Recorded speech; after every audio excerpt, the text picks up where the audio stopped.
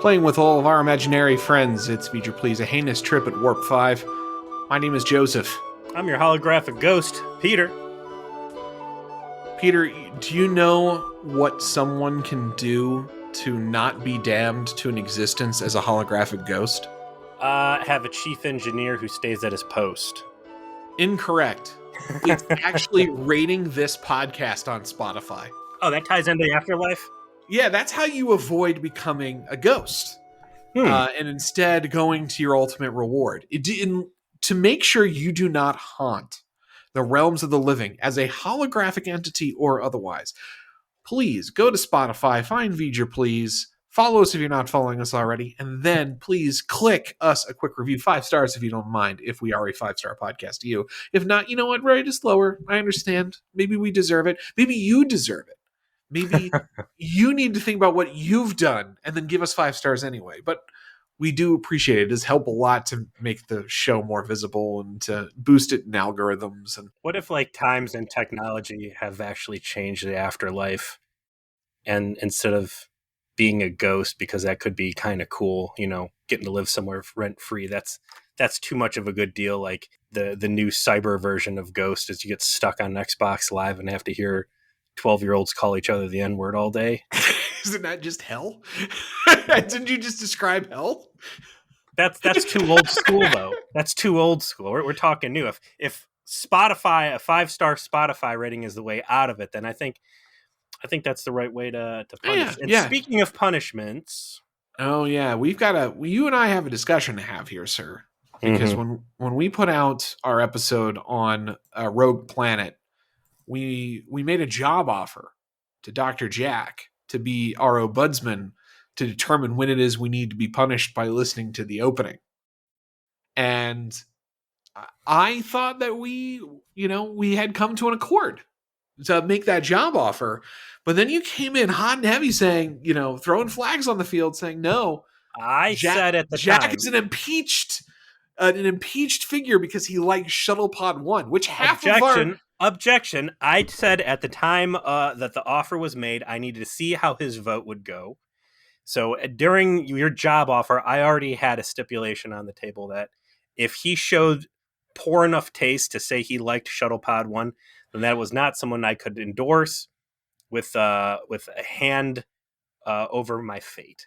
I mean, we're not talking about small stakes here. We're talking about someone who could potentially make us watch the introduction of Star Trek Enterprise. Listen, as of today, there have been 20 votes, and it is split evenly between good and bad. It really is. I'm glad you've been embezzling our our Patreon fund, to pay some Indian data center sweatshop to join our group and tamper with the results of. I think you are just discomforted with the fact that perhaps there are some agreement to my side. I was kicking your ass in that poll until you started getting people from fucking Cincinnati to join the group and vote that fucking turkey up. So don't give me this bullshit. Listen, Jack is an unimpeachable ethical figure and is said, because he presently lives abroad, willing to inflict torture. I don't think we're going to find a better source. Talking about punishing us for dealing with for using LARP references. Let me counter your offer to bringing Jack in as a hand of God in this. I want to go back to your comment about our what'd you call it? Not Mavericks. What was it? Our outlaw status. Only God can judge us. All right, and and the only God I know is you and me. So I say we vote on this. I mean, 2-vote system, both of us vote, and we will decide our own fate and destiny as to when and how we shall be punished. All right. Well, okay. So we've settled this once and for all then. As much as we do treasure Jack as a part of the Feature Please community, the offer has been withdrawn, and instead we will make our own rules, and like Vader, you will pray that we don't alter it any further. We will conduct our own investigations into our own affairs, and please tell you each time that we found no wrongdoing. just like the government investigating itself. I like it. And on that note, sir. Speaking of pointless investigations. Hey, that's the kind of transition that usually I would find. But there you go with Mhm. it, sir. What did we watch? Season 1, episode 20, Oasis. It's been a rough few weeks, hasn't it? This wasn't as Uh, bad. This was not nearly as bad as what we were subjected to last week. I actually didn't really get a sour taste in my mouth on this until I read the Memory Alpha and I saw Rick Berman actually shitting on it. And that's like consecutive, not Rick Berman, that was Bram Branagh shitting on it. And we can find the quote here in a minute. But that's consecutive episodes he shit on. I think this one didn't seem as bad as maybe it was to me because we just got out of Acquisition, which was the fucking Ferengi dickhead circus. Generations was our Patreon, which how's that being received? I think people really have enjoyed that episode. Good. If you're not a part of our Patreon, go ahead and swing by. I think folks are very enthusiastic, by the way, Peter, about us reviewing all of the TNG Trek movies. Well, I'm looking forward to especially like when the manual steering column comes up. I think people are really that's like a moment they really want to hear from us. You know what I I mean? want to see a T-shirt featuring like 3 comic panels, and it's just the joystick coming up and then Riker grabbing it. Rogue Planet, which I got excited when I saw the page, and I remember that was kind of a trash episode. I even wrote that up at the top. Trash. Fusion. And it's interesting looking in on all these too, because unlike Voyager, instead of just seeing stuff that's just like, oh god, fucking Coda displaced, ugh, Scorpion Part 1, yuck. It's like there's cool stuff that's standing out in these episodes, and that's what's really touching me on this Enterprise stuff. Is even though Fusion, the failure there was that T'Pol has no agency and looks so bad, but there's all this other cool shit happening in it. Yeah, it had a lot of good background for Vulcans as a race, some interesting commentary about they are a race that's missing something, and that's something that narratively they wind up being able to sort of develop and follow up on, and that is cool. And it saves, like you're saying here, a lot of the stuff that otherwise be maybe boring or not that great. This episode is an example to me of just kind of being boring and kind of a retread. That like the core criticism that I saw of Oasis that resonated with me was this could have been an episode for any other version of Trek, and you just swap the characters in and would have worked just as well. There's nothing Enterprisey about this really at all, aside from the teaser, and that is it. Like, there's a novel way in which they find out about the situation that is specific to something that would happen on Enterprise. After that, this could have been a TNG episode. I, while watching it, really started getting original series vibes off of it. And I thought that was cool. If you swap... So anyways, Dinner with Tom Bergeron. Yes, let's talk about Tom Bergeron, shall we? The first of 2 guest stars. It's the year, what, this is 2002. 2002, so he's busy doing America's Funniest Home Videos, I believe. America's Funniest Home Videos and Hollywood Squares. So, Tom Bergeron, if you are listening to this... before Dave Coulier or after Dave Coulier? After. He was Hard after. act to follow.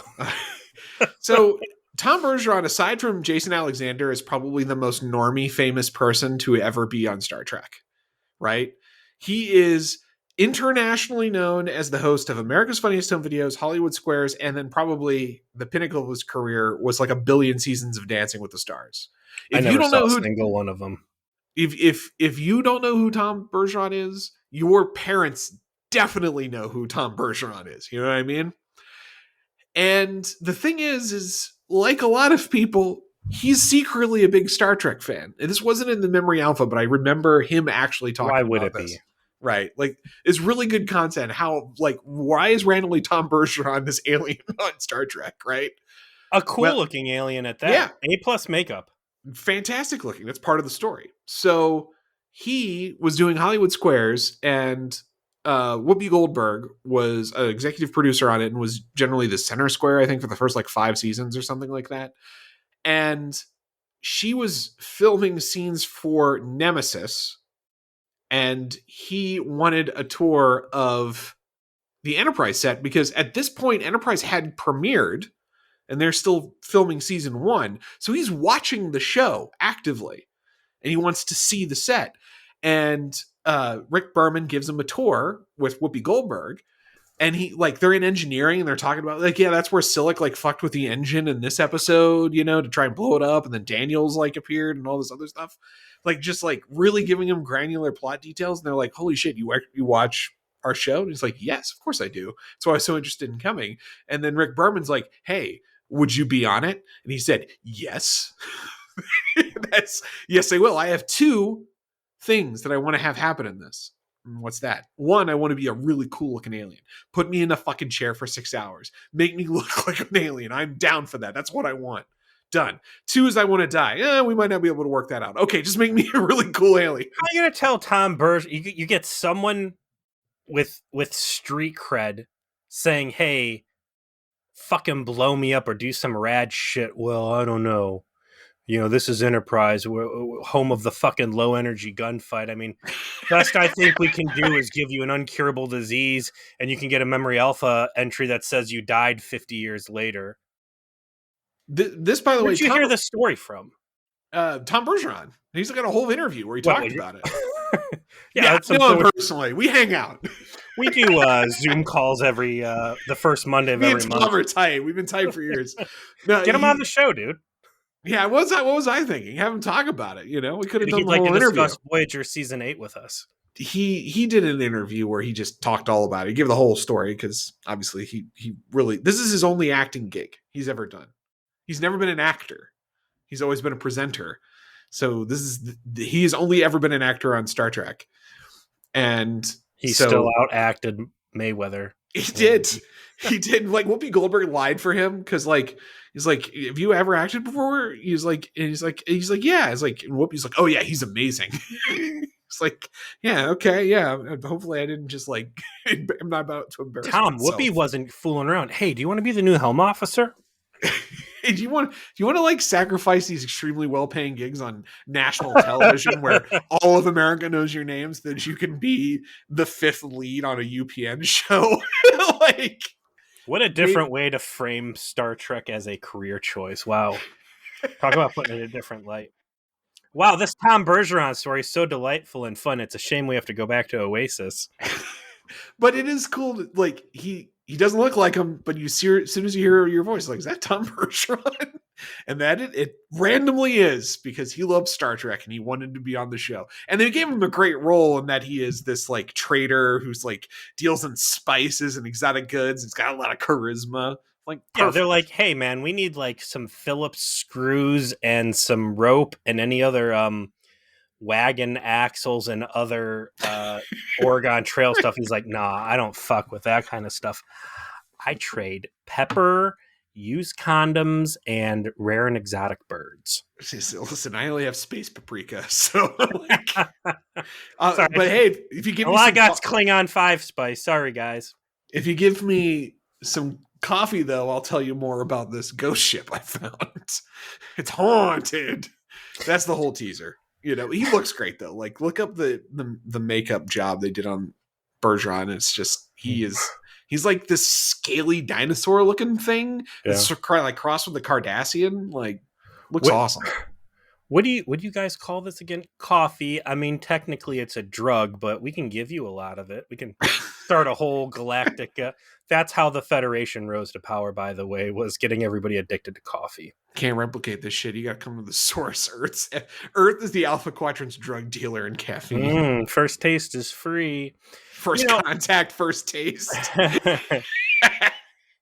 They seed the plant to like build a dependence. There's your title for this episode. First contact, first taste. I'm watching this opening.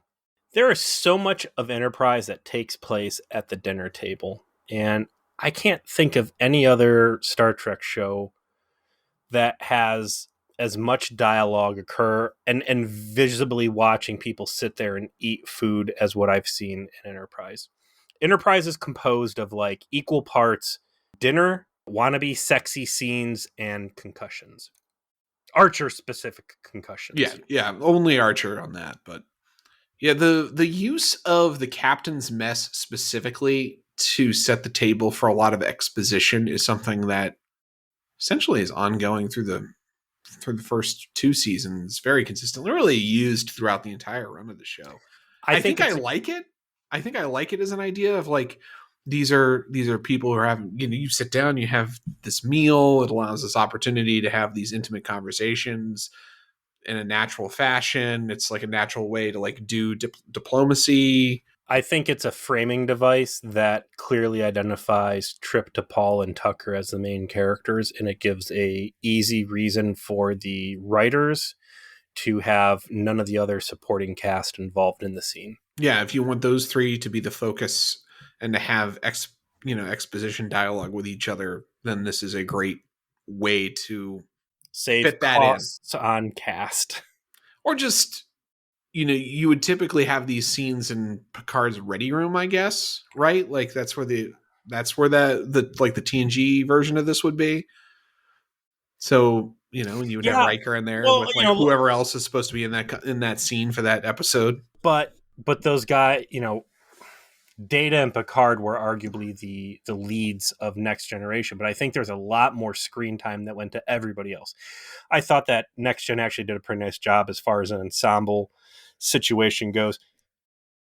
Picard's ready room is Picard talking to people across a table as their boss. These dinner scenes, it's more of a round table, it seems like, where more informal, less supervisor to supervised, more collaborative. Sure, yeah, more playful.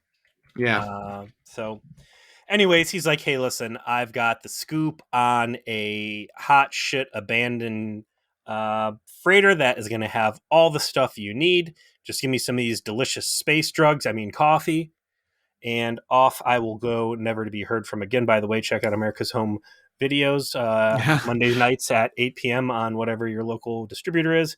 Peace, he bipped out. I also noticed during the dinner that, like, the jumpsuits, do they ever get like formal dress? Like, the jumpsuits are cool because they look more accessible to modern day, like what we would see in the military, and like maybe makes Mhm. sense in a day-to-day operation of the ship. But like when you're hosting dignitaries, traders, whatever, like sitting around in literally pajamas looks rough. They need to get some dress uniforms up in here, I think. So there is a model for the like Enterprise era Starfleet uniform that is a dress uniform, but I think it only shows up like once. In fact, it may only have ever shown up in the literal finale. Hmm.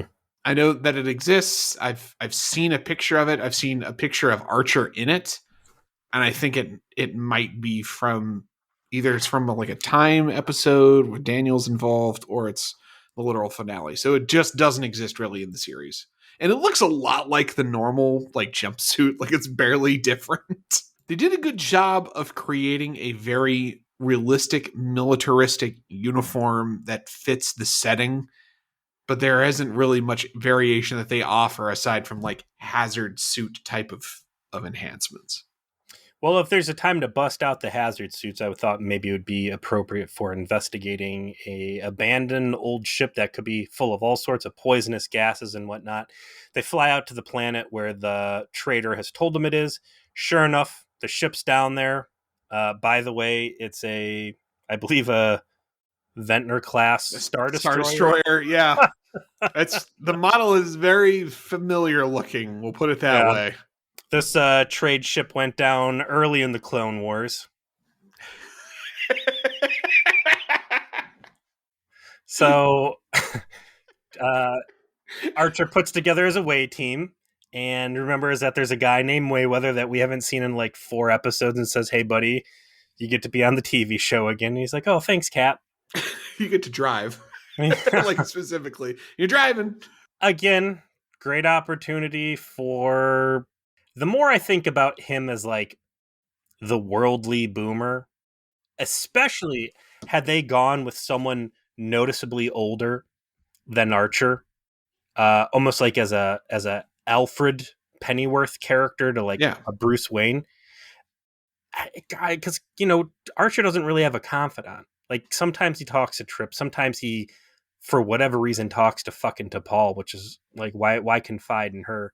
But if there was like that old boomer who's seen some shit, what a great person to soundboard your ideas or your doubts off of, and for him to continually provide like realist. Nope, you gotta kill the bad guys. Nope, you gotta cut the dead loose. Nope, you gotta whatever. And then Archer have that like Starfleet bold optimism and kind of like work these processes Yeah. out.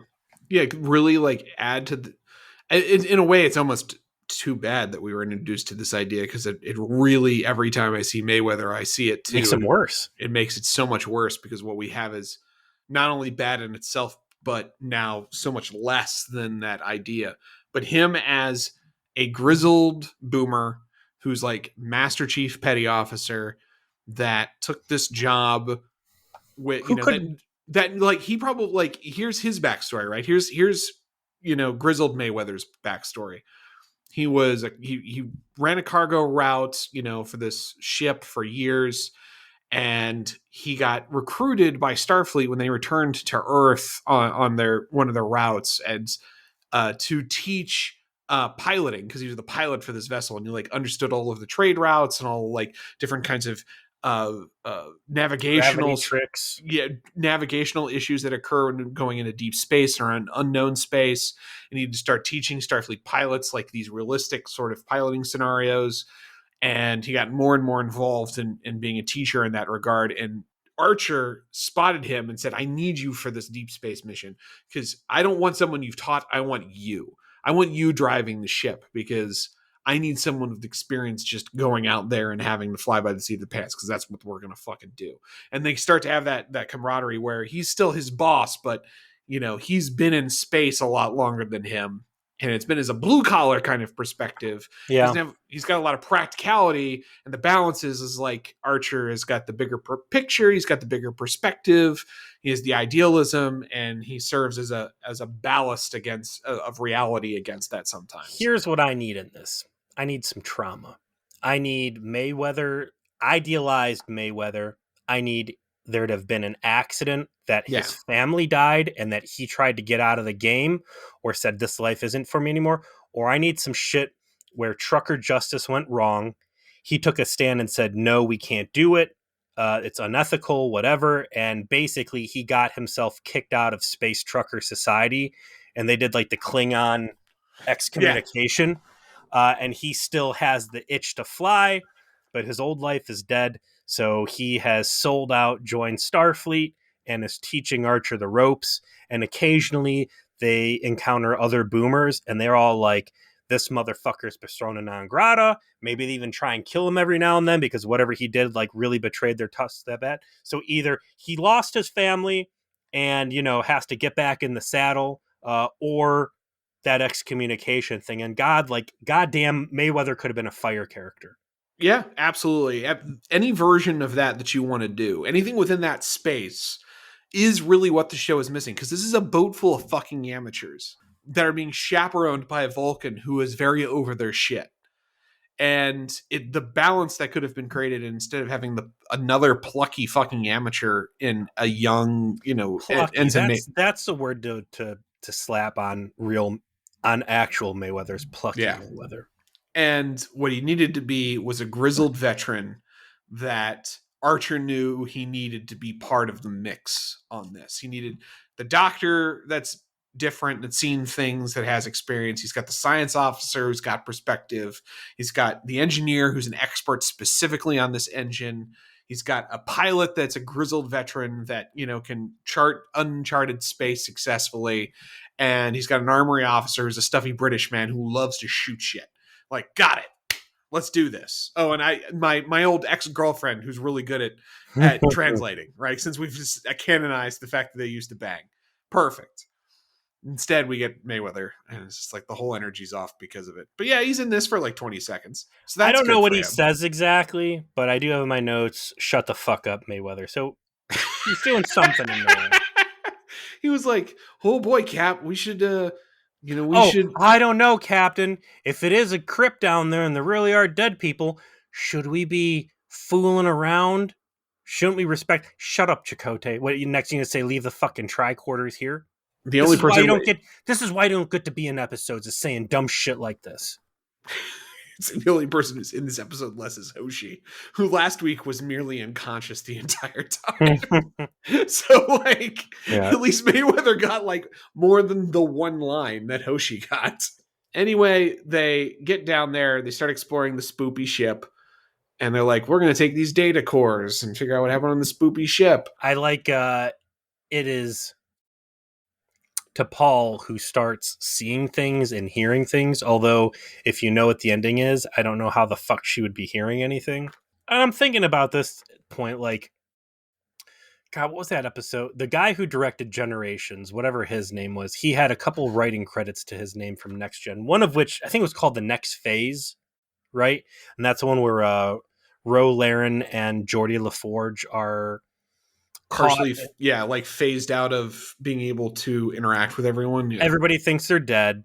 They're Mhm. still alive. And then there's like the Tal Shiar agents, and it's something to do with like the Romulan black hole. And then the Romulans are going to blow up the fucking Enterprise and they got to like stop the power transfer. Whatever. I thought it'd be cool if like this crew was stuck in some sort of goofy warp bubble half-life like that. And it was like more of an actual haunting until finally they flip the switch and reinvert whatever and bring those guys back. Instead, it's going to be a little bit more two-dimensional. I like as they start to get more aggressive with chasing down the sounds. Trip's like, Captain, we're not alone down here. And then Archer's like, all right, cool, I'm coming to you. And they're like, all right, we're going to go run through some secret passages and do everything within our power to get as far away as possible from where Archer should be looking for us. This is some real Scooby-Doo shit here. All it's missing is that part where like they're running in a hallway. Yeah, they're going through different doors and shit. Yes. I did like that they included a bit where Trip's like, oh, you just got the willies, and like explains fear, basically, or trepidation to Paul, who like steadfastly insists that she does not have these feelings. And it's like just another exhibit in the hall of exhibits of clearly these two have way more chemistry together than trying to force the situation with Paul and Archer. Like they just vibe, right? Like their scenes just have more energy in them, and they have this sort of conflicting, it's chemistry. It's good. I'm thinking about situations where I have seen Vulcans involved in scenes that should be scary. And I guess it kind of checks out that Vulcans don't get scared. And I think that is something that I would like to see, some sort of like horror movie moments where everybody else is fucking freaked out and just the Vulcans acting exactly how they do in any other, insufferable Vork being Yeah, being the hero because he's the one that's not freaking out not even here, from the just everybody else brain. freaking everybody else just freaking out, and then finally someone being like, dude, unbutton the fucking top button on that Hawaiian shirt. You look so stupid. Everybody's getting murdered on this Polynesian resort, and people are cutting their faces off and wearing them, and Vork's just like, well, yes, it's inconvenient. And then when they go and they chase the noise, they get into this garden and then they find a lady. And she is freaked out by the fact that Trip has a gun, so he puts his gun away, and then she runs away anyway.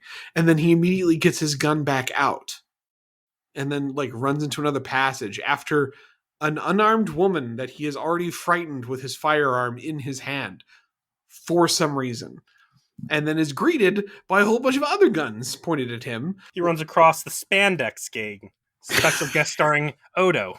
Yeah, so René Auberjonois is better known as Constable Odo. Rest in peace, René. He died somewhat recently, last few years. Yeah. He is great in this episode. He is a stage actor, you can tell. His the way that he conducts his scenes in DS9 is much the same way as here, where he is, delivering on the dialogue as if he is speaking on a stage in a Shakespearean fashion. That is his delivery style, and I've always enjoyed everything he's in. He's in The Patriot. Remember, he was the priest in The Patriot too. Like, he's just good at those kinds of roles that need that sort of ability to deliver on exposition. Well, unlike poor Ethan Phillips, who did not have the bargaining power that René does and got cast as a clown, he gets a pretty decent character bit here. And also, again, the ability to say, I don't want to be in skin tight spandex. Please put me in something that does not make me look like a fool. Smart. An older man knows his limits. So there's a bunch of dudes, the spandex gang, and they explain, along with René Auberjonois, that here is our situation. We got shot at, and we've been hiding here for 3 years. A little bit suspicious that they've been hiding there for 3 years after getting attacked, but whatever. Their ship is damaged. They're having trouble getting it, launched again. And there's a dampening field in play, which lends credence to their ability to say that we were hiding from bad guys, because and why they can't scan for life forms too. That was yes. Mm-hmm. And Archer, for some strange reason, has this tendency to kind of act like a dick when he's forcing his help on someone. And just like, what do you got to lose? We just help you. Come on. We're great. We're awesome. We have cool tech. He did it to the space truckers. Who else has he done it to? Just sort of forcing his help on them. He did it to the Novans. Which one are the Novans? The dirt cave people. Oh, the Terra Novan. Yeah. I don't blame him on that one. But let's see who else.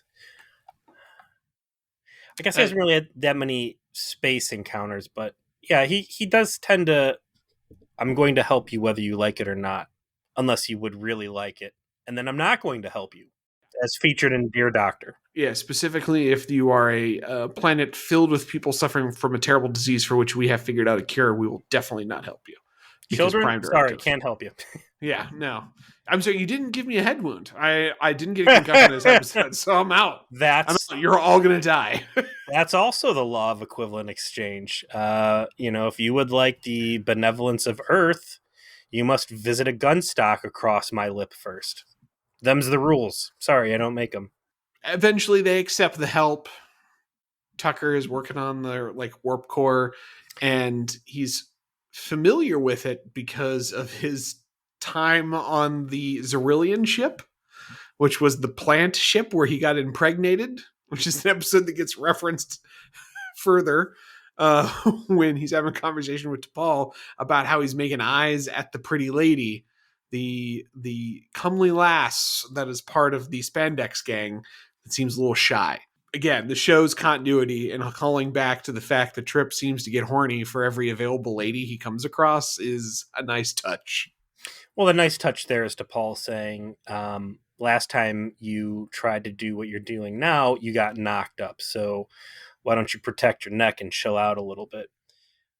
There are red flags all over the place in this story right off the jump. And anybody who is a Star Trek fan for more than, 4 episodes in any given direction sees the writing all over the wall. When the crew's like, oh, Captain, we don't really need your help. We can. And then he's like, no, we're going to help you.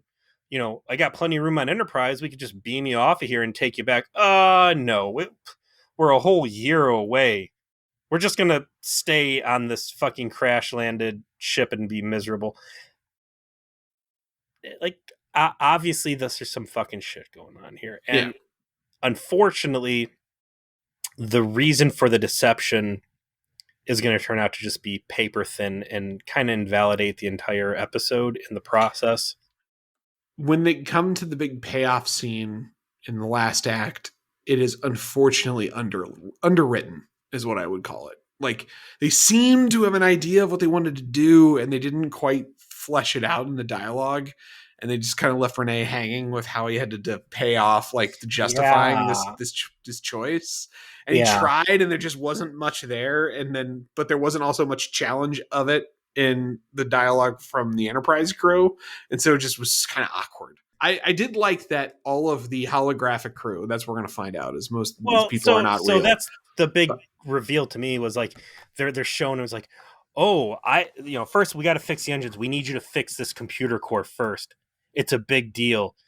You could say it keeps us all alive. And it's like, all right, well, obviously everybody's fucking AI. right. Obviously, I liked that it was very noticeable that all of the AI people act very robotic. Their tone the of voice mother who never does not changes. move her upper lip at all. Yeah, no, none of them change their tone of voice at any time, and they all move in a very robotic fashion. And when they hold their guns, they're specifically perpendicular like this the entire time, and they walk kind of like robots. Mm-hmm. There was little notes in there that I thought was clever that they're kind of simplistic designs, and that actually got touched on nicely by Renee in the dialogue where he's talking about, well, I did my best. Like they can talk to you, like they can surprise you, they can make you laugh. They're not real. Like I can't make them too real. Trip invites Kess or whatever the fuck her name Yeah, is. let's call her Cass. Enterprise Cass. Spandex Kess. Spandex Cass. Hey, you want to go up and check the ship out? And she's like, By the way, Steve, you saw 10 seconds of this episode, saw her, and is like, what's Cass doing on this show? So I think that was not an unintentional parallel. oh, yes, I would love to go to your ship. And then, Odo's like, no, I don't think you need to go. Oh, come on, please. I won't tell the secrets. She goes up. Reed decided he wanted to be in this episode too a little bit. So he's doing scans and he's the bearer of bad news, which has this been the case before? Like, how often has he ruined the party? I feel like this isn't the first time. Trying to think of another circumstance quite like this where you found suspicious information, but I'm not. I'm drawing a blank. It seems like it's a good fit for him. I think this is Yeah. something I'd like to see more. Hey, it looks like I got bad news. It looks like this ship's been crashed for like 30 some years, and these guys might be lying to us. So we should start investigating. They call Trip to come over and talk with them. Trip goes, hey, Billy, no lines, Mister Junior Varsity smoldering catcher guy from the background. Come hang out with Spandex Kess. I got to go talk to the captain. Take my fresh new hotness around the ship until I'm ready. For or later. Do me a solid. And he nods his head because he doesn't get any lines. He doesn't get to talk. He doesn't get scared today. Cut. You're not allowed to talk. Lay that out to Trip. And Trip doubts it, but the evidence is there. And then he goes to her in the mess hall and is like, how long have you been there? Like, immediately she like cracks under pressure that like all their suspicions are true. And the turn is made when they go back down because T'Pol has figured out all of this as well from working on the computer and tries to escape. And then the AI like prevents her from escaping. You were so looking that now we finally have a conflict to. in the episode, like in Act 3, like finally. I like part of Reed's findings too is that there are escape pods in orbit, and they go and take one of the escape pods and bring it on, and they decide that Phlox gets to be in the episode for a couple scenes, or one scene specifically. One scene, yeah, this one. They open the escape pod up, and there's a shriveled old mummy in there of a guy, Shrek or whatever his name was, who has been heavily featured in the scenes that we have seen, so clearly there's something going on. I thought for a minute maybe it might be cool if crew, and this is before they give you a hard confirmation these guys are hologram, but like the crew were clones, or somehow the crew is able to exist as ghosts over this planet. Something like electrical storm or something like that. Yeah, which is something about the planet is keeping them there. Like their spirits are able to like manifest, or there were a lot of ways to Star Trek your way into a plot that justifies being there, right? Yeah, now and that's the important link here, right? Is just holograms, which is what these guys are. It boils down to the decision of the father, and he does not ever have really good footing for why he would even think twice about staying on this fucking rock, especially when he's got a daughter to worry about. But if you go, listen, if we leave, we're abandoning the crew. And there could have been like a big moment at the end where people go, you know what, we've had enough of this. It's time for you to move on. We're going to dissipate, blah, blah, blah, whatever. Forgiveness, something, because Sure, he's feeling something. guilty over abandoning his post, because that's ultimately like his guilt. Like they seem to be building to that. Like when they confront Odo, René, his Odo. character's name, Odo, when they confront Odo and say, we know what that you guys have been here forever, so spill. He says, yeah, so there was a big technical issue, plasma spewing everywhere. It was a real fucking problem. We were gonna have to crash land here. He's like, so what's the issue? Why are you beating yourself up? He's like, well, I knew that if my daughter was in our quarters, which was in the bottom of the ship, she'd never survive a crash landing. So I left my post to go get her. Because I left my post, it got worse, and there was a catastrophic decompression, and it killed most of the crew immediately. And I survived because I was getting my daughter, and everyone else died. And so that's good. That's setup's good. And then what was necessary is this hole as to why stay there. It could have been social guilt. It could have just been like, I know if I leave here and I go home, I'm going to have to face the families of all these people who died because of me. That Bingo. that Look at that would have that. been enough. That would have been Look at enough, that. right? You didn't have to make. I mean, it would have been even cooler if there was a supernatural element or some super science element that was keeping them there, or like drew on like that whole souls or electrical storm or something. I'm doing something that's preserving their conscious, Yeah. their embodied consciousness. If we leave, they're all going to die again. That's why I have to stay. So that's even better. But even if they keep it just as is, and he delivers at the end, like, I don't want to go home and face their families. I've been I've been hiding my whole the entire time, and I can't do it. And maybe it's like that he is willing to let Cass go and live her life, and then he remain there, and then like she convinces him that no, you have to come, we do this together, father. All Like, sorts of Star Trek stuff could have happened. there's so many possibilities here, and instead it's just kind of this weak sort of underwritten. We just hung out here, and now this has been where I've been living for 22 years, and I don't want to Here's leave. the I'm crux old. of his. Here's the crux of his argument. I'm comfortable. Yeah, I like it here. I'm comfortable. I have to be painfully aware of the fact that my daughter is going to die alone here when I go. I did like the not a throwaway. I mean, it's pretty clearly a wink, wink to the camera. But when they start confronting him on all this, he trips like, "What happens if your daughter gets hurt? You're gonna program some sort of a holographic doctor?"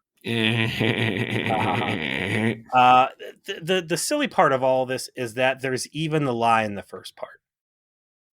The visitors show up for the first time in 30 some years. They're offering to help fix some shit up, which has obviously been slipping off. Why even bother with the holograms? Okay, well, we figured out these guys are cool. All right, turn off all the holograms. Yeah, there's hologram security here. Hey, thanks for helping us. Not Yeah, a why fucking lie? real watered down Scooby Doo mystery of the disappearing people. Yeah, why'd you put us through this? Reed got shot. Like, what are you Yeah, doing? Like, thank why'd God you these do this guns to suck. us? We're just Like, trying to help you. yeah, We're like giving you ice cream machines. Chill out, dude. if you had just been like, no, sorry, I don't want any help from the start, we'd have been like, oh, okay, Hey, how about this? bye, I guess. Dad's crazy. Dad's got space madness. Yeah, there you go. Dad's got to go, and you got to rescue Space Kess and put her off in a space orphanage or something because Dad says he's gonna kill everybody now because it's Star Trek. He's got space madness, but you're using super likable Odo. You can't have him die. He can't die. Tom Bergeron can't die.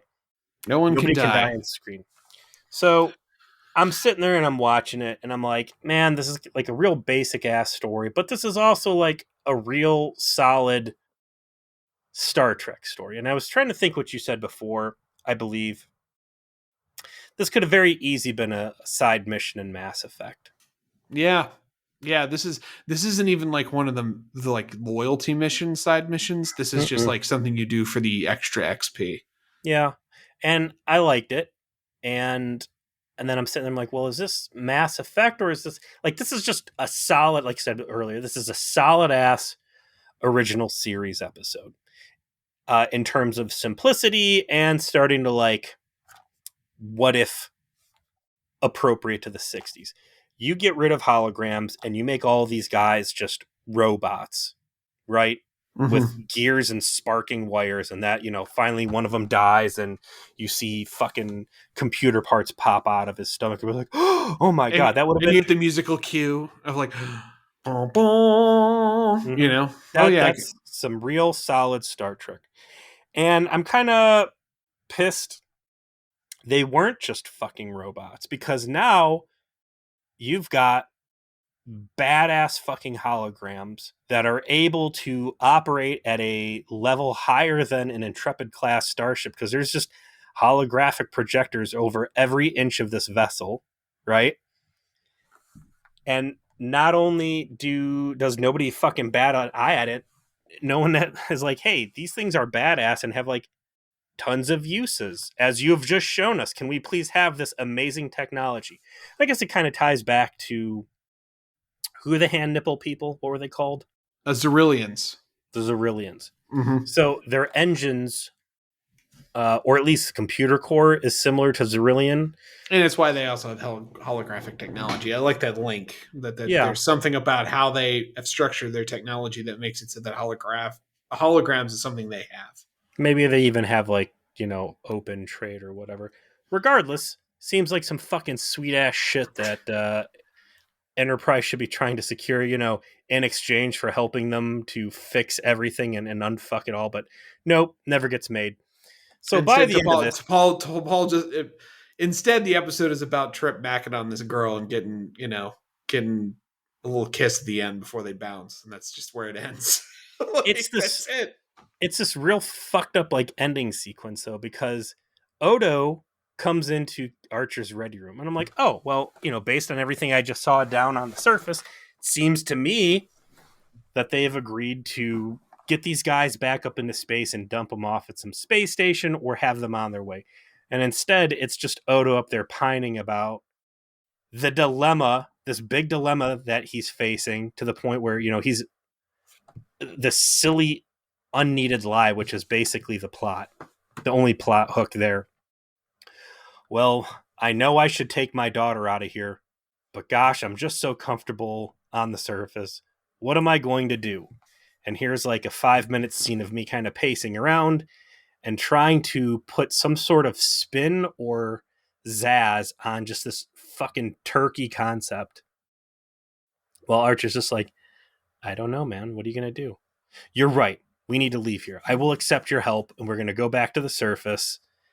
And then, yeah, you give us a bunch of stuff. There's no mention of my super advanced holograms that would be a huge use to you and like move your technology forward like 900 years or whatever. Aside from the fact that they are going to be used to help me repair the ship. Like, ridiculous. And hey, good luck. Maybe we'll see you out there again. I would like to think maybe these dudes do pop up again at some point. I mean, if we put a whole episode into these two characters, having them turn back up down the road and like in true Mass Effect fashion, some good deeds turning around and paying off in the end might be cool. But I have a feeling, given the fact that it's a big name for Star Trek, special guest star, probably not. No one from this episode except Tom Bergeron comes back. Tom Bergeron comes back? Tom Bergeron comes back. Well, then it's worth it. I like it. He got in there. Tom Bergeron comes back, not his character. I'll take what Bergeron I can get. But yeah, this is otherwise just a little.